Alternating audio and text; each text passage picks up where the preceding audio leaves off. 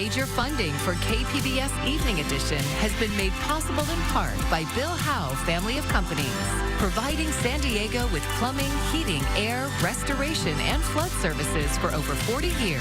Call 1-800-BILL-HOWE or visit BillHowe.com. And by the Conrad Trebas Foundation, Darlene Marcos Shiley, and by the following.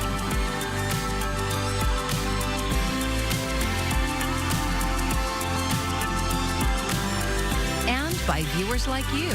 Thank you.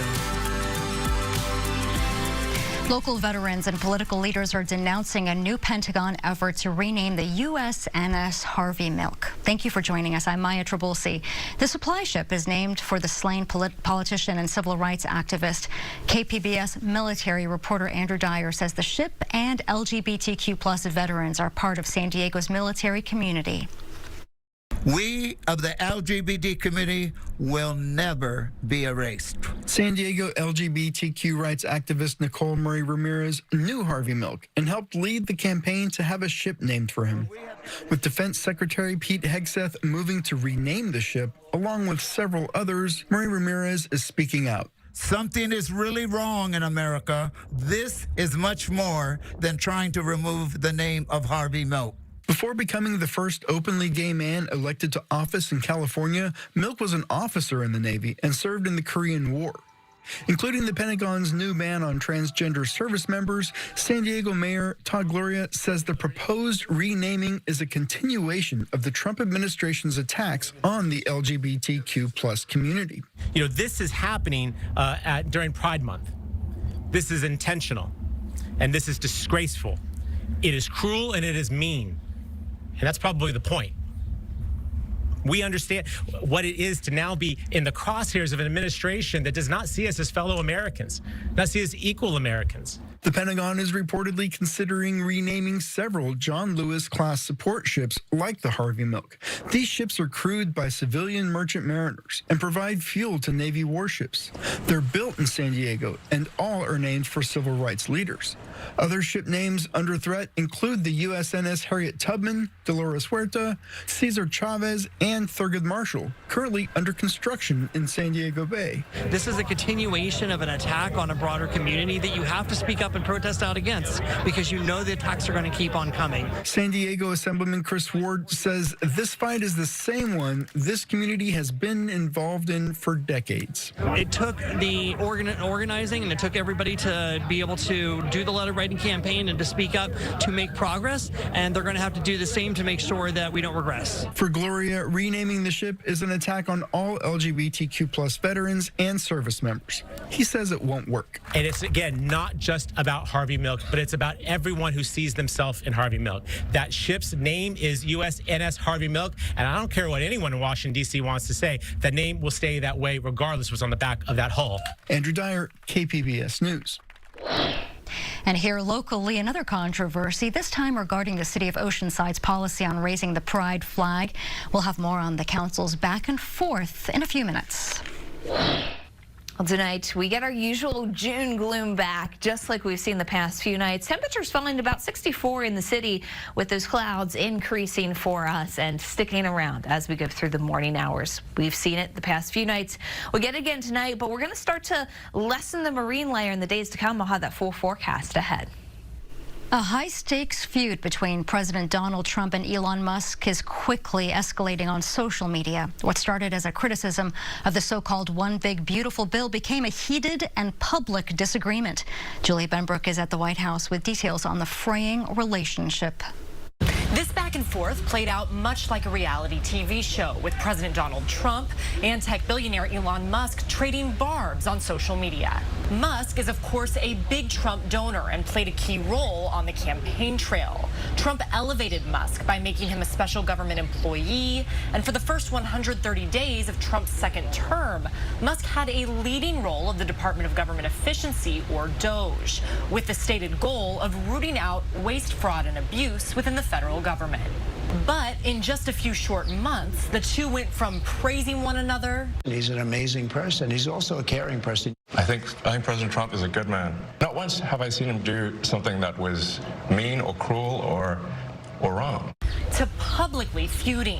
The cracks in their relationship started to show when Musk criticized Trump's so-called One Big Beautiful Bill, adding that he believes it would undermine his work at Doge. The Tesla CEO then escalated the fight on Thursday when he started sharing years-old comments from Trump raising concerns about the deficit.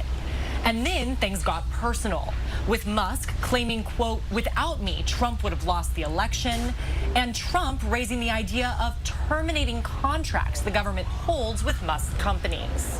On Friday, Trump said that he won't be speaking with Musk for a while, and a White House official says that the president plans to get rid of his Tesla he purchased back in March. At the White House, I'm Julia Benbrook. President Trump could be preparing to cancel federal funding for California. It is the latest move by the administration targeting the Democratic-led state. This comes after the president threatened to withhold federal funding from the state over a transgender athlete's participation in a sporting event last month. Sources told CNN at least one committee on Capitol Hill was told all research grants were going to be canceled. The move could also affect higher education. Today, hundreds of people at UC San Diego attended what they called a Stand Up for Science protest. KPBS SciTech reporter Thomas Fudge says many of them told their own stories of how federal funding cuts are affecting scientific research. The entrance to the Geisel Library at UC San Diego was the site of a rally attended by students and staff. They came to protest proposed cuts to science institutions and foundations, cuts that have already had an effect on work here at UCSD. At UC San Diego, as of May 30th, there have been more than 150 federal grants terminated, resulting in a loss of $30 million. One of the people who saw his grant funding terminated was studying the biology of autism, postdoc Christian Cazares, who says the reason given for canceling his grant was that his research was related to diversity, equity, and inclusion. I don't do research in any of that domain, and honestly, even if I did, so what? My research centers on neurobiology and autism in both patients, animal models. Protesters talked about the value of science funding to the San Diego economy and to the progress of medicine. Established academics spoke about how funding from the National Science Foundation and the National Institutes of Health, the NIH, helped them become qualified. So I stand before you today a product of NIH investment in science and training. So as a PhD student, I was funded by an NIH training grant. As a postdoctoral fellow, I received an NIH postdoctoral fellowship. And of course, there were many examples of new technology that relied on government grants to researchers. It's the curiosity-driven research, the research that's coming from universities across the country that leads to these discoveries that change our lives. We heard of some examples earlier, but GPS. Every day we use GPS just to walk across campus or drive across town. As universities enter their summer break, the future is uncertain as federal budgets are proposed and approved. Today, the Trump administration's budget is calling for a 50% cut to the National Science Foundation and a 37% cut to the National Institutes of Health. Thomas Fudge, KPBS News. Voting has started in the South Bay in the runoff election for San Diego County's District 1 supervisor, a race that will decide whether Democrats or Republicans have more influence over the county government. As KPBS's Corey Suzuki reports, the top two candidates have different priorities when it comes to the Sheriff's Department and the county jails. San Diego County has one of the deadliest jail systems in California.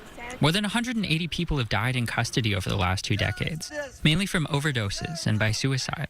Democrat Paloma Aguirre is the mayor of Imperial Beach and a candidate for the District 1 seat. She says she supports the county's Citizen Oversight Board of the Sheriff's Department and would consider giving them more authority to investigating custody deaths. I would work with the sheriff and see, there's this interest, can we work together? And if it makes sense, I think it does, I would absolutely support giving them more authority. Running against Aguirre is John McCann, a Republican and the mayor of Chula Vista. He's a strong supporter of law enforcement and says his focus would be on increasing funding for the hiring of more sheriff's deputies and jail staff. That will help the inmates because many times if they're understaffed, the guards are not going to be able to see everything and not be able to control everything. If you live in District 1, the last day to cast your ballot is July 1st. Corey Suzuki, KPBS News. And you can find out more about the special election candidates, where to vote, and whether you live in District 1 on our website. Just go to kpbs.org/voterhub. I'm Amna Nawaz. Tonight on the News Hour, the fallout of the feud between President Trump and billionaire Elon Musk. That's coming up at 7 after Evening Edition on KPBS. The government's latest jobs report points to a steady but slowing labor market. Karen Kafa breaks down what the numbers mean for new grads, summer hires, and other job seekers. The White House pleased with the government's May jobs report. What I can tell you is that today's jobs report showed that the economy is strong. The Labor Department said U.S. employers added 139,000 jobs during May, slightly more than economists expected, but fewer than in April. Unemployment stayed steady at 4.2%. But some economists see slowdown signs, and one says job seekers may feel the numbers don't match their reality. I think that the headline numbers aren't necessarily representing the lived experiences of the people in the economy right now. Healthcare and leisure and hospitality led sectors adding jobs in May. Federal government jobs continued to decline, and amid the White House back and forth on tariffs, retail and manufacturing hiring dropped. So did temporary hiring. Bad news for summer job seekers, and according to Indeed hiring lab economist Corey Staley, a potential labor market bellwether. It tells us about kind of the short-term hiring plans, tells us about how employers are feeling about bringing new people onto payroll.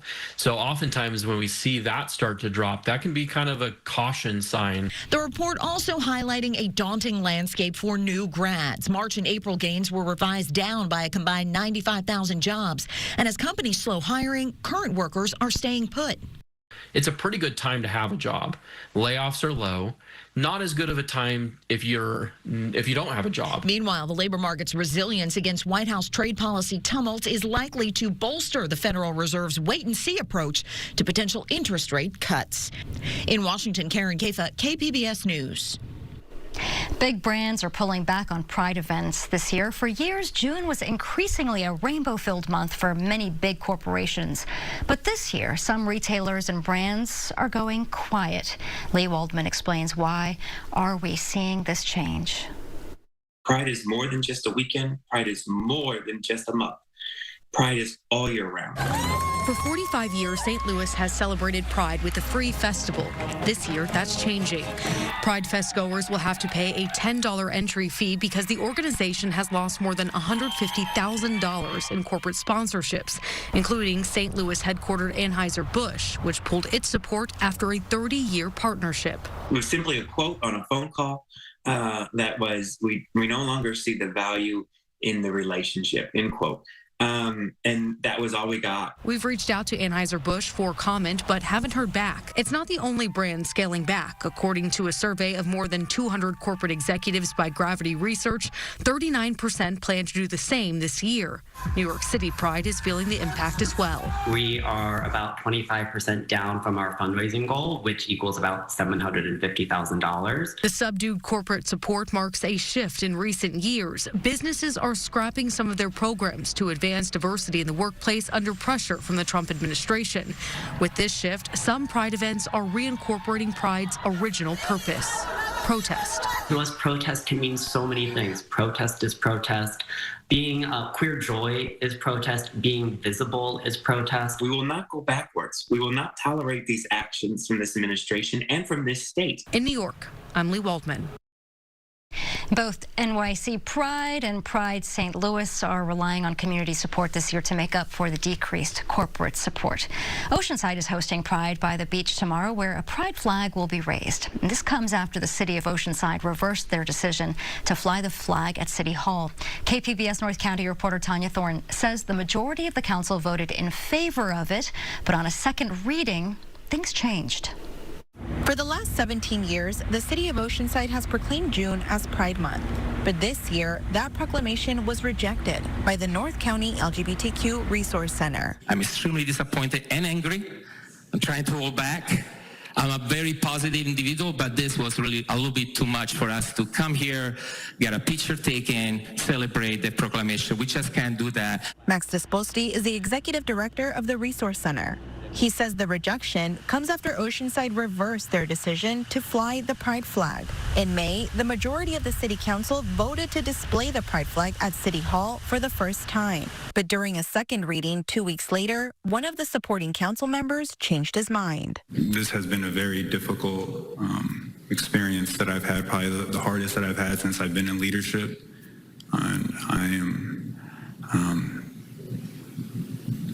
I've been wrestling with this since then, every conversation, and just based on the conversations I've had, I cannot support the resolution today. First-term council member Jimmy Figueroa changed his vote, killing the resolution. He later explained that his decision came from a belief in keeping government spaces in Oceanside neutral. As a council member, I want to ensure that Oceanside City Hall remains neutral and a place that represents every community member equally from all backgrounds, cultures, and beliefs. This was not an easy decision. Disposti with the LGBTQ Center says the stance of neutrality is like siding with the oppressive majority at a time when the LGBTQ communities are under attack. It's the time for us to ask just for a symbol representations in a time where LGBT, not even rights, identities are under attack. He explains that the difference between the pride flag and other flags comes down to identity. You know, it's interesting because there is always this narrative about, oh, then we have to say yes to the Nazi flag. And then, yeah, bring it up. Let's see what people, if you cannot stand up to bigotry and flags that represent not community and individual identities, but opinions. And that's the difference between the rainbow flag and any other flags. It's not a opinion flag. It's not a team that you choose to be part of or not. It's part of our identity, the history of civil rights in America. Disposti says many members of the LGBTQ community in Oceanside feel like the city turned its back to them. The LGBTQ Resource Center is located in Oceanside and currently hosts the city's only safe parking program and the region's annual Pride event. The city halls of Carlsbad, Encinitas, and Vista are the only North County cities that display the Pride flag in June. Tanya Thorne, KPBS News. And Pride by the Beach kicks off tomorrow from noon to 6 p.m. in Oceanside Civic Center and features free entertainment and resources for all. The North Park Music Fest returns Saturday with performances in 10 venues around the neighborhood. KPBS arts reporter Julia Dixon-Evans has a preview.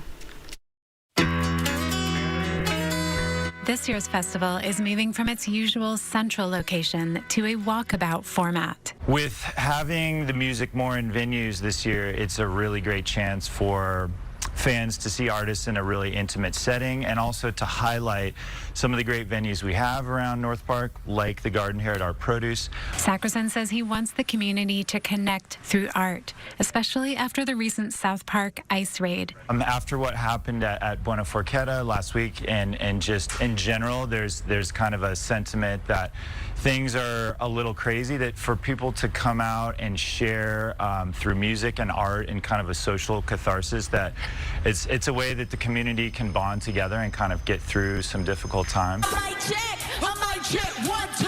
They always try to cut you off when you start to speak the truth. Local acts include hip-hop group The Neighborhood Kids. I am my mother's daughter. And singer-songwriter Ali Rowell, who says the San Diego music scene is particularly special. I have lived in a lot of different places throughout my 20s. I grew up in Orange County and I lived in LA for a little bit. And San Diego by far is the most mutual, supportive, kind, all the things that you can think about. Just this beautiful artist community where people really do care about each other. Rowell performs at 540 at Art Produce. Other spaces include the Office Bar, 7 Grand, Queen Bee's, and more. Festival passes are sold out, but some venues are free to the public, including St. Luke's Church and a creator fair. And if you walk through North Park Saturday, chances are you'll hear music. Julia Dixon-Evans, KPBS News. Gosh, that looks like a lot of fun. Well, we want you to check out a brand new podcast that we have here from KPBS. It is called The Finest. The podcast captures the people, the art, and movements that redefine our region's cultural identity. You can listen now wherever you get your podcasts.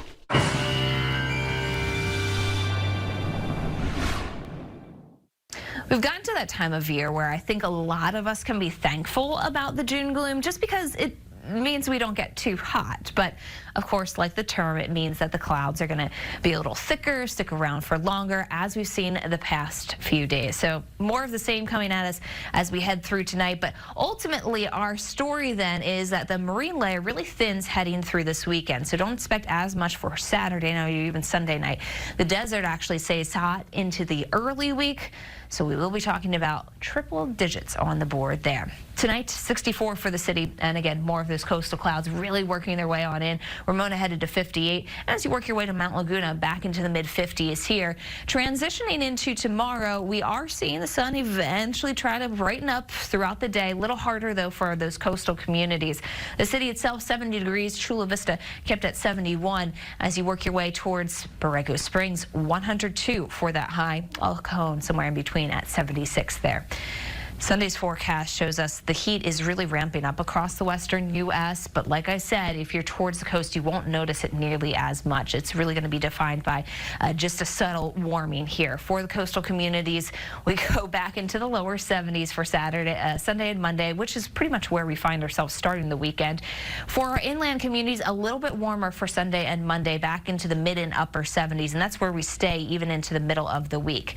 Mountain communities here, you'll find that we have some sunshine out there, holding on through the upcoming days, but really Sunday is going to be our warm one as we make it into the lower 70s, and then we'll go back into the upper 60s and eventually climb our way back to the mid 70s for Wednesday. That's where some of that warmth comes in. And like I said, the desert staying hot in the early week.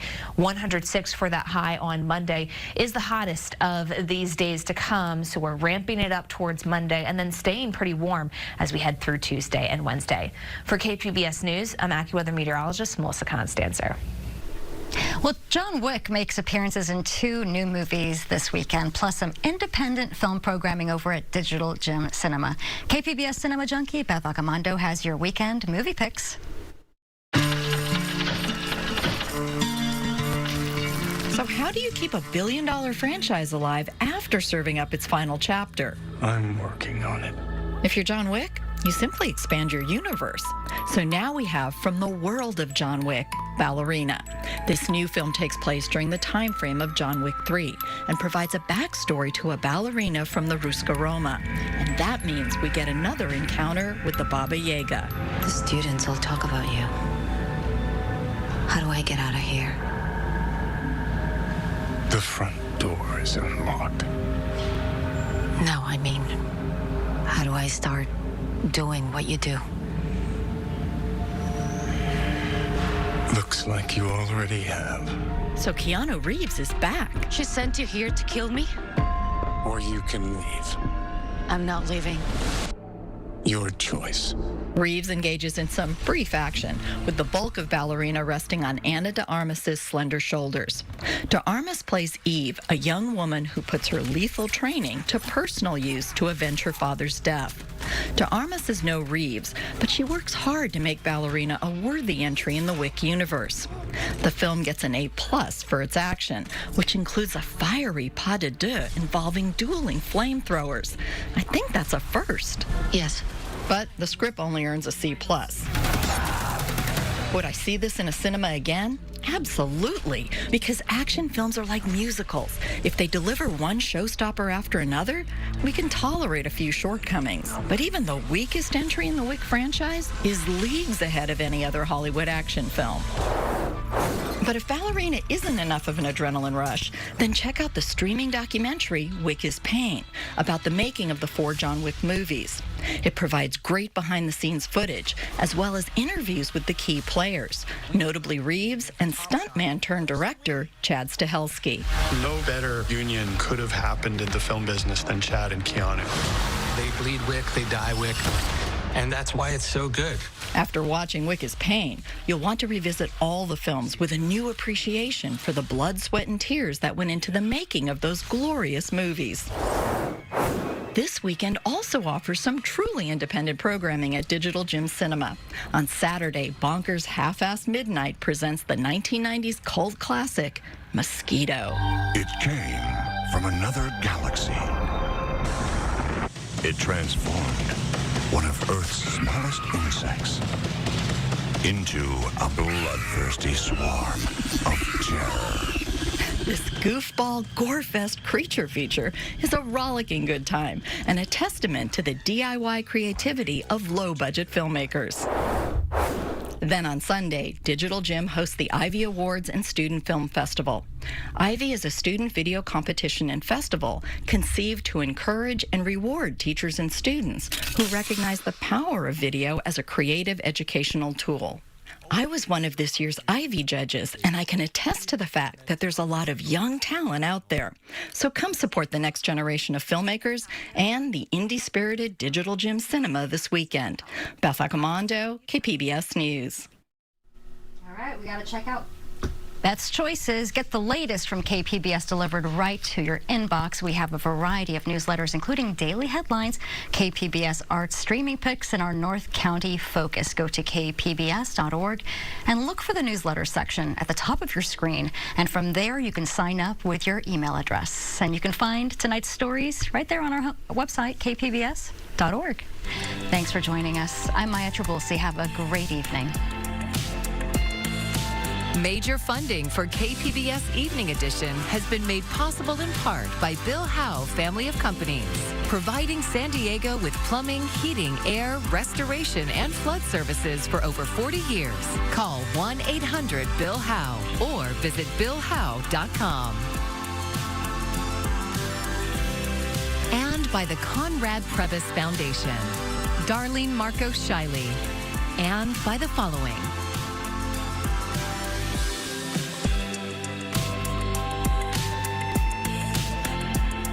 And by viewers like you.